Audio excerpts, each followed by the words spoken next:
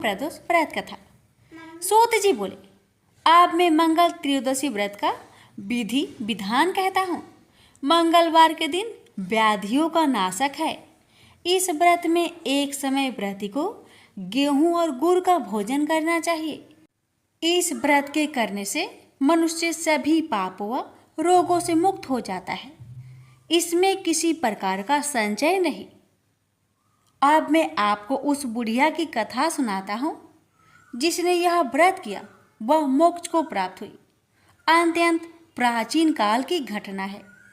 एक नगर में एक बुढ़िया रहती थी। उसके मांगल्य नाम का एक पुत्र था। वृद्धा को हनुमान जी पर बड़ी श्रद्धा थी। वह प्रत्येक मंगलवार को हनुमान जी का व्रत रखकर यथा विधि उनको भोग लगाती थी। इसके अलावा मंगलवार को एक ना तो घर लिपती थी और ना ही मिट्टी खोदती थी। इसी प्रकार से व्रत रखते हुए जब उसे काफी दिन बीत गए तो हनुमान जी ने सोचा कि चलो आज इस वृद्धा की श्रद्धा की परीक्षा करें। वे साधु का भेष बनाकर उसके द्वार पर जा पहुंचे और पुकारे, है कोई हनुमान का भक्त जो हमारी इच्छा पूरी करे। वृद्धा ने यह पुकार सुनी तो बाहर आई और महाराज क्या आज्ञा है। साधु भेषधारी हनुमान जी बोले कि मैं भूखा हूँ, भोजन करूँगा, तू थोड़ी सी जमीन लीप दे। वृद्धा बड़ी दुविधा में पड़ गई। अंत में हाथ जोड़कर प्रार्थना की, हे महाराज, लीपने और मिट्टी खोदने के अतिरिक्त जो काम आप कहे वह मैं करने को तैयार हूँ। साधु ने 3 बार परीक्षा करने की बात कहा, तू अपने बेटे को बुला, मैं उसे औधा लेटाकर उसकी पीठ पर आग जलाकर भोजन बनाऊंगा। वृद्धा ने सुना तो पैरों तले उसकी धरती खिसक गई, मगर वह वचन हार चुकी थी। उसने मांगल्य को पुकारकर साधु महाराज के हवाले कर दिया, मगर साधु ऐसे मानने वाले न थे। उन्होंने वृद्धा के हाथों से ही मंगल्य को औधार लिटाकर उसकी पीठ पर आग जलवाई।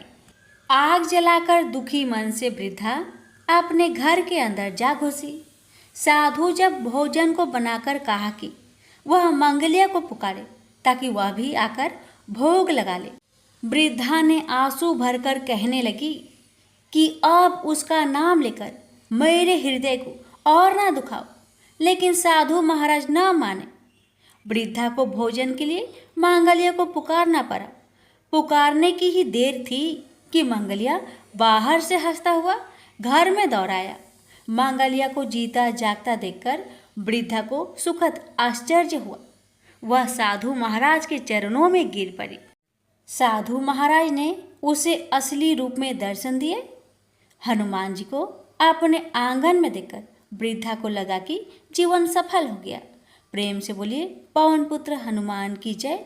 हर हर महादेव, माता पार्वती की जय। स्कंद पुराण में वर्णित एक कथा के अनुसार प्राचीन काल में एक विधवा ब्राह्मणी अपने पुत्र को लेकर भिक्षा लेने जाती थी और संध्या को लौटती थी। एक दिन जब वह भिक्षा लेकर लौट रही थी तो उसे नदी किनारे एक सुंदर बालक दिखाई दिया जो विदर्भ देश का राजकुमार घर में गुप्त था। शत्रुओं ने उसके पिता को मारकर उसका राज्य हड़प लिया था। उसकी माता की भी मृत्यु अकाल हुई थी।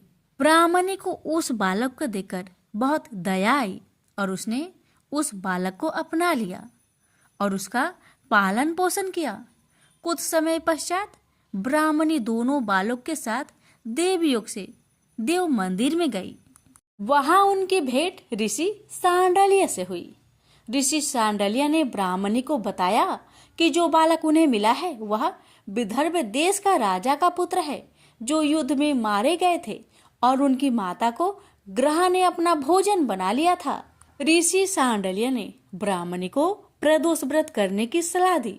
ऋषि आज्ञा से दोनों बालकों ने भी प्रदोष व्रत करना शुरू कर दिया। एक दिन दोनों बालक वन में घूम रहे थे, तभी उन्हें कुछ गंधर्व कन्याएं नजर आई।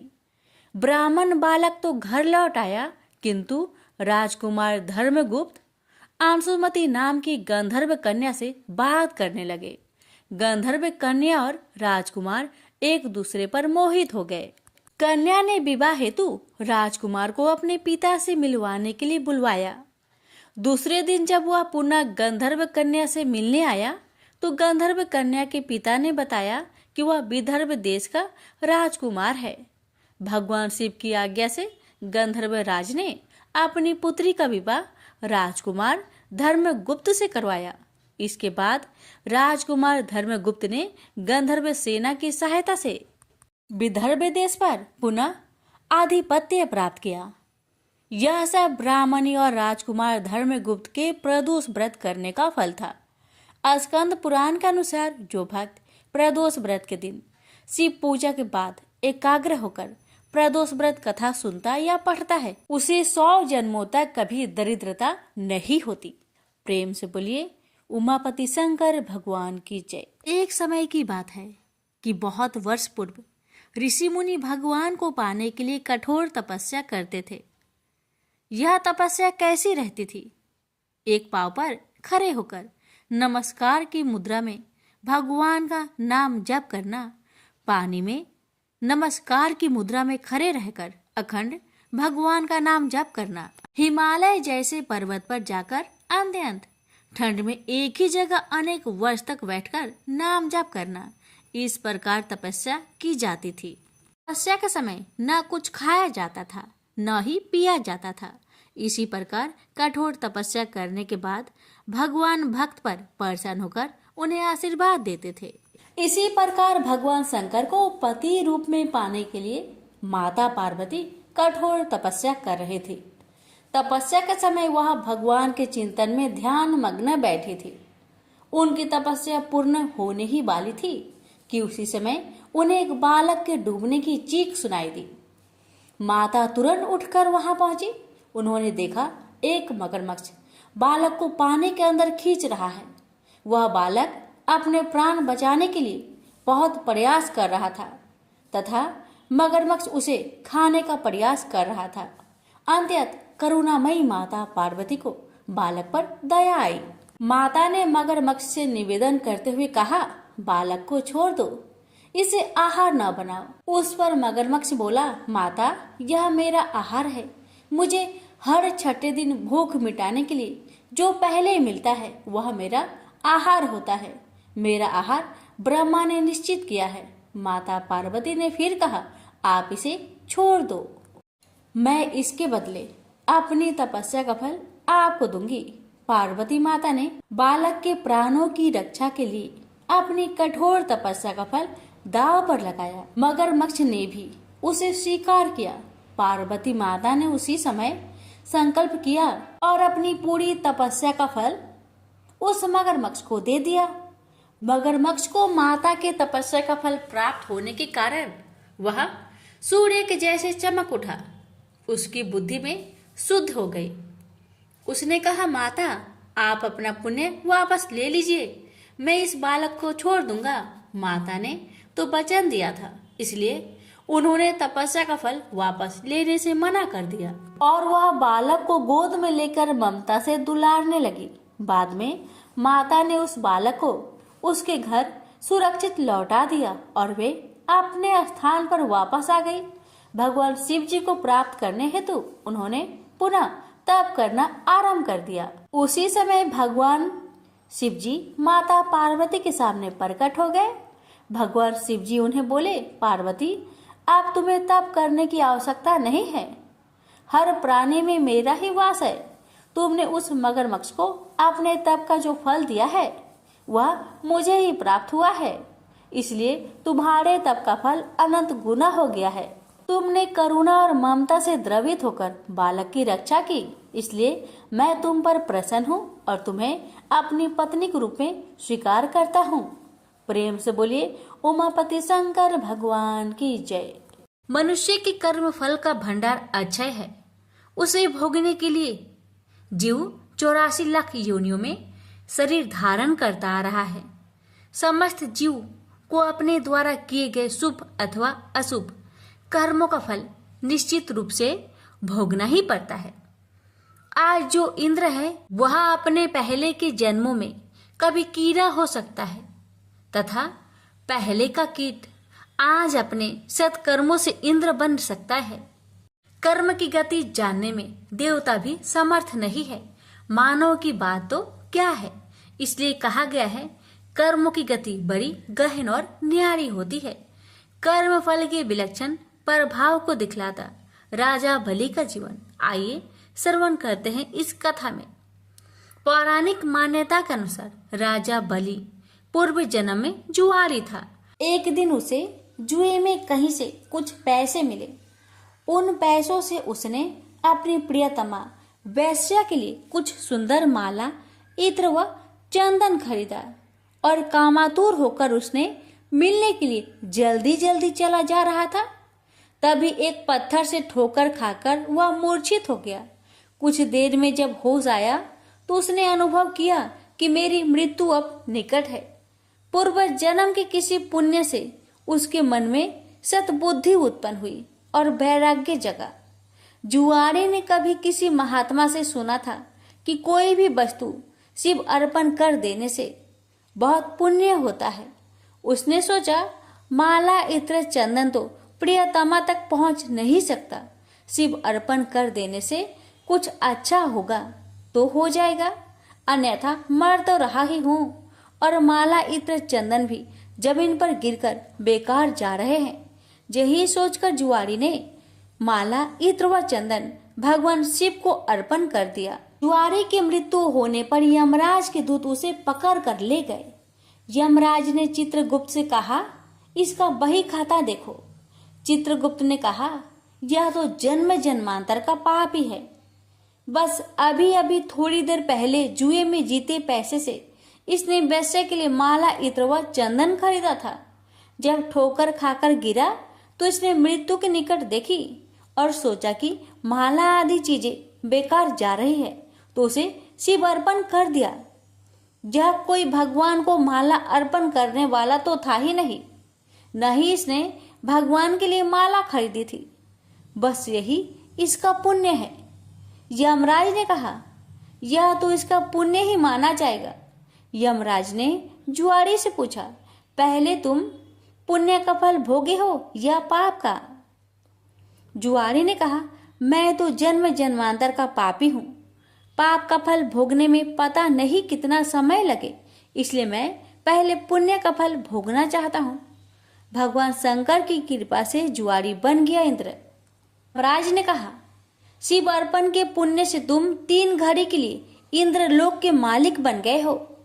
भगवान शिव के बिना भक्ति की आराधना से जमीन में गिरी हुई गंध पुष्प से एक महापातक की को कितना बड़ा फल मिला। जो लोग श्रद्धा और भक्ति के साथ भगवान शिव को गंध, पुष्प व जल अर्पण करते हैं, उनकी आराधना करते हैं, तो उन्हें सहज मुक्ति मिलती है। उसी समय देवगुरु बृहस्पति आए और जुआरी को ऐरावत हाथी की पीठ पर बैठाकर इंद्र लोक ले गए। जुआरी जब इंद्र आसन पर बैठा, अप्सराएं नृत्य करने लगी, गंधर्व गान करने लगे। उन गंधर्वों में नारद जी भी थे। यह देखकर उन्हें हंसी आ गई। जुआरी ने कहा, इंद्र के दरबार में वे आदमी, बताओ क्यों हंसते हो? नारद जी ने कहा, जुआरी, तू जीवन प्रयत्न जुआ खेलता रहा। तूने यही सोचा कि शिव अर्पण करने से कुछ होता होगा तो हो जाएगा, न होगा तो मर तो ही रहा हूँ, और माला, इत्र आदि भी बेकार ही जा रहे हैं।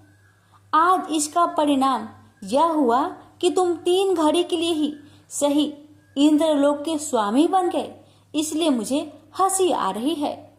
नारद जी की बात सुनकर जुआरी के ज्ञान चक्षु खुल गए। ज्ञान की चिंगारी जब पाप के ईंधन पर गिरती है तो पाप जलते हैं। जुआरी सिंहासन से उतरा और नारद जी से कहा, गुरुदेव, अब भगवान शंकर के अलावा कोई शरण नहीं है। हम सारे इंद्र आसन पर ही तुलसी रख देते हैं। शिव के समान देव नहीं, शिव के समान गति नहीं, शिव के समान दाता नहीं है, शिव के समान योद्धा नहीं है। इतना कहकर जुआरी ने स्वर्ग की निधियों का ऋषियों को दान करना शुरू कर दिया। उसने ऐरावत हाथी, अगस्त्य जी को उच्च श्रवा नाम का घोड़ा, विश्वामित्र को कामधेनु गाय, महर्षि वशिष्ठ को चिंतामणि रत्न, गालवल जी को और कल्प वृक्ष कौंडिन्य मुनि को दे दिया। भगवान शंकर को प्रसन्न करने के लिए जुआरी ने कुछ ही देर में सारा इंद्रलोक दान कर दिया। तभी 3 घड़ी बीत गई। वह फिर यमलोक पहुंचाया गया। जब इंद्र वापस आए तो अमरावती ऐश्वर्य शून्य थी। इंद्र स्वर्ग के सारे ऐश्वर्य, ऐरावत हाथी, कामधेनु, परिजात पुष्प आदि को न देखकर क्रोधित हो गए और पूछने लगे, ये सब कहाँ चले गए? तब देवगुरु बृहस्पति बोले, सब कुछ जुआरी ने दान दे डाला। बड़ी भारी सत्ता मिलने पर जो परमार्थ में न पड़कर सत्कर्म में लगे रहते हैं वे ही धन्य हैं। वे ही भगवान शंकर के प्रिय भक्त है। इंद्र स्वर्ग की निधियों को वापस लाने में अपने कार्य को सिद्ध करने के लिए देवगुरु बृहस्पति को लेकर यमराज के पास समयनी पूरी पहुंचे और जुआरी की शिकायत करने लगे। यमराज ने जुआरी से अपना पक्ष रखने को कहा। जुआरी ने कहा, हमको जो करना था हमने कर लिया, अब आपको जो करना हो वह आप कर लो। यमराज ने इंद्र से कहा, आप बूढ़े हो गए हैं किंतु अभी तक आपके राज्य से संबंधित आसक्ति दूर नहीं हुई है। जुआरी का पुण्य आपके 100 यज्ञों से ही कहीं महान है। जाइए ऋषियों के चरणों में पड़कर या धन देकर अपने रत्न लौटा लीजिए। यमराज ने जुआरी से कहा, दान का पुण्य भूलोक में ही होता है, स्वर्ग में दान नहीं करना चाहिए, इसलिए तुझे नरक की यातना भोगनी ही होगी।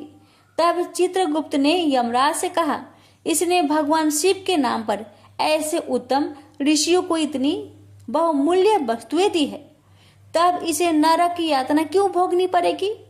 शिव के नाम पर स्वर्गलोक, मृत्युलोक या कहीं पर भी कुछ दिया जाए तो उसका अच्छा फल मिलता है।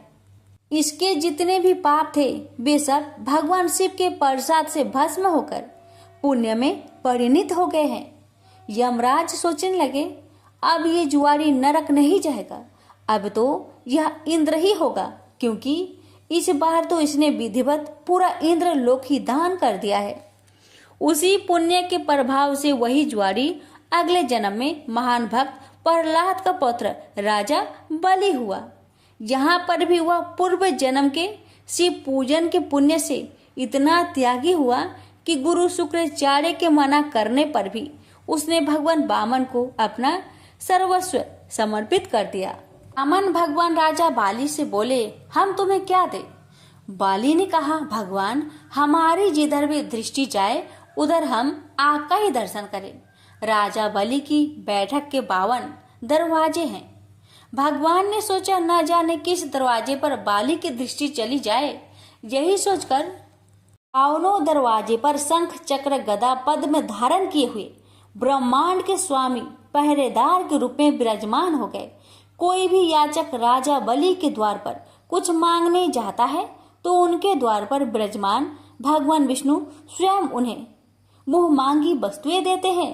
इसलिए प्रहलाद जी ने भगवान की स्तुति करते हुए कहा, इंद्र कुबेर आदि देवताओं के द्वारपाल तो आप कभी नहीं बने, परंतु आप हम असुरों के द्वारपाल बन रहे हैं। इससे लगता है कि आप हम असुरों के पक्षपाती हैं। इस प्रसंग से गीता में भगवान का यह कथन सत्य सिद्ध हो जाता है कि पत्र पुष्प फल जल जो कुछ भी भगवान के लिए अर्पित किया जाता है वह अनंत गुना होकर वापस आता है। प्रेम से बोलिए हर हर महादेव, माता पार्वती की जय, विष्णु भगवान की जय। एक समय की बात है, एक क्षेत्र में पुत्र की प्राप्ति हेतु भगवान शिव से आज्ञा लेकर पार्वती ने 1 वर्ष तक चलने वाले पुण्य व्रत का समापन किया। व्रत की समाप्ति पर पुरोहित सनत कुमार ने देवी पार्वती से कहा, सुब्रते मुझे दक्षिणा चाहिए। पार्वती ने मुंह मांगी दक्षिणा देने का वचन दिया। फिर क्या था, पुरोहित बने सनत कुमार ने अस्वाभाविक दक्षिणा की याचना की। देवी, इस व्रत में दक्षिणा स्वरूप मुझे अपने पति को दीजिए। यह सुनते ही देवी पार्वती पर जैसे वज्रपात हुआ। वो व्याकुल होकर विलाप करती हुई मूर्छित हो गई। पार्वती को मूर्छित देखकर ब्रह्मा, विष्णु और मुनियों को हंसी आ गई। उन्होंने पार्वती को समझाने के लिए भगवान शिव को भेजा। पार्वती की मूर्छा टूटने पर शिव ने उन्हें समझाया, हे देवी, देव कार्य, पितृ कार्य या नित्य नैमित्तिक जो भी कार्य दक्षिणा से रहित होता है निष्फल हो जाता है। उस कर्म से दाता कालसूत्र नामक नगर में गिरता है। इसके बाद वह दीन होकर शत्रुओं से पीड़ित होता है। ब्राह्मण को संकल्प की हुई दक्षिणा उस समय न देने से वह बढ़कर कई गुना हो जाती है। भगवान विष्णु और ब्रह्मा ने पार्वती से धर्म रक्षा के लिए अनुरोध किया। धर्म ने भी समझाया, देवताओं ने भी कहा, मुनियों ने भी दक्षिणा देने की प्रेरणा दी, फिर भी पार्वती चुप रही। तब सनत कुमार ने कहा, हे शिवे, या तो आप मुझे दक्षिणा में अपने पति को प्रदान कीजिए या अपने दीर्घकालीन कठोर तप का फल भी त्याग दीजिए। इस महान कर्म की दक्षिणा न मिलने पर मैं इस दुर्लभ कठोर व्रत का फल ही नहीं, आपके समस्त कर्मों का फल भी प्राप्त कर लूंगा। उद्गन होकर पार्वती ने कहा, पति से वंचित हो जाने वाले कर्म से क्या लाभ? दक्षिणा देने तथा धर्म और पुत्र की प्राप्ति से मेरा क्या हित होगा? पृथ्वी देवी की उपेक्षा कर वृक्ष की पूजा करने से क्या प्राप्त हो सकेगा? साध्वी स्त्रियों के लिए पति 100 पुत्र के समान होता है। ऐसी स्थिति में यदि व्रत में अपने पति को ही दक्षिणा दे दी जाए तो पुत्र से क्या लाभ? यह सत्य है कि पुत्र पति का ही अंश होता है, लेकिन उसका एकमात्र मूल तो पति ही होता है। मूल धन के नष्ट होने पर समस्त व्यापार ही विनष्ट हो जाता है। उसी समय आकाश में देवताओं और ऋषियों ने एक रत्न निर्मित रथ देखा जो पार्षदों से घिरा हुआ था। उस रथ से श्री नारायण उतरकर देवताओं के सम्मुख उपस्थित हुए। उन श्री नारायण को ब्रह्मा, विष्णु और शिव ने रत्न सिंहासन पर बैठाकर उन्हें प्रणाम किया और हाथ जोड़कर गदगद कंठ से स्तुति की। वहां का सारा वृत्तांत जानकर श्री नारायण ने कहा, शिव प्रिया पार्वती का यह व्रत लोक शिक्षा के लिए है, अपने लिए नहीं, क्योंकि ये तो स्वयं समस्त व्रतों एवं तपस्याओं का फल प्रदान करने वाली है। इनकी माया से ही चराचर जगत मोहित है। फिर उन्होंने पार्वती को संबोधित कर कहा, हे शिवे, इस समय तुम महादेव जी को दक्षिणा में देकर अपना व्रत पूर्ण कर लो। फिर समुचित मूल्य देकर अपने जीवन धन को वापस ले आना। गौओं की भांति शिव भी विष्णु के शरीर में ही है, अतः तुम ब्राह्मण और गो मूल्य प्रदान कर अपने पति को लौटा लेना। यह कहकर वे अंतर ध्यान हो गए। तब पार्वती प्रसन्न मन से अपने प्राण सर्वस्व को दक्षिणा में देने के लिए तैयार हो गई। उन्होंने हवन की पूर्ण आहुति की और अपने जीवन नाथ शिव को दक्षिणा रूप में दे दिया। इसके बाद उन्होंने पुरोहित सनत कुमार से निवेदन किया, हे वृब्बर, गौ का मूल्य मेरे पति के बराबर है। मैं आपको अत्यंत सुंदर 1 लाख गौ प्रदान करूंगी। इसके बदले में आप मेरे जीवन सर्वस्व को लौटा दीजिए। प्राणनाथ के मिल जाने पर मैं पुनः ब्राह्मणों को विपुल दक्षिणाएं प्रदान करूंगी। तब सनत कुमार ने पार्वती से कहा, हे देवी, मैं ब्राह्मण हूँ, मैं 1 लाख गौ लेकर क्या करूंगा? इस दुर्लभ रत्न के सामने 1 लाख गौ की क्या तुलना है? मैं इन्हें साथ लेकर त्रिलोक में भ्रमण करूंगा। उस समय समस्त बालक उन्हें देखकर प्रसन्नता पूर्वक ताली बजा बजाकर अट्ठास करेंगे। कहने के साथ ही सनत कुमार ने भगवान शिव को अपने पास बैठा लिया। यह सुनकर पार्वती जलहीन मछली की भांति छटपटाने लगी। उन्होंने मन ही मन सोचा, कैसा दुर्भाग्य है मेरा कि मुझे ना तो अभिष्ट देव का दर्शन ही हुआ और ना ही व्रत का फल प्राप्त हो सका। आधीर होकर वे अपने प्राण त्यागने के लिए प्रस्तुत हो गई। अकस्मात उसी समय आकाश में तेज समूह प्रकट हुआ। उस तेज समूह को देखकर पार्वती ने उससे अपने ऊपर दया करने को कहा और उस महान तेजो राशि के मध्य विश्व मोहन श्री कृष्ण स्वरूप का दर्शन किया। ऐसे भुवन मोहन अनूप रूप को देखकर भगवती पार्वती उसी के सदृश पुत्र की कामना करने लगी और उसी क्षण उन्हें वह वर भी प्राप्त हो गया। तदंतर वह तेज वही तिरोहत हो गया। तब देवताओं ने ब्रह्मा पुत्र सनत कुमार को समझाया। सनत कुमार ने दिगंबर शिव को उनकी प्राणेश्वरी पार्वती को लौटा दिया। तो प्रेम से बोलिए उमापति शंकर भगवान की जय।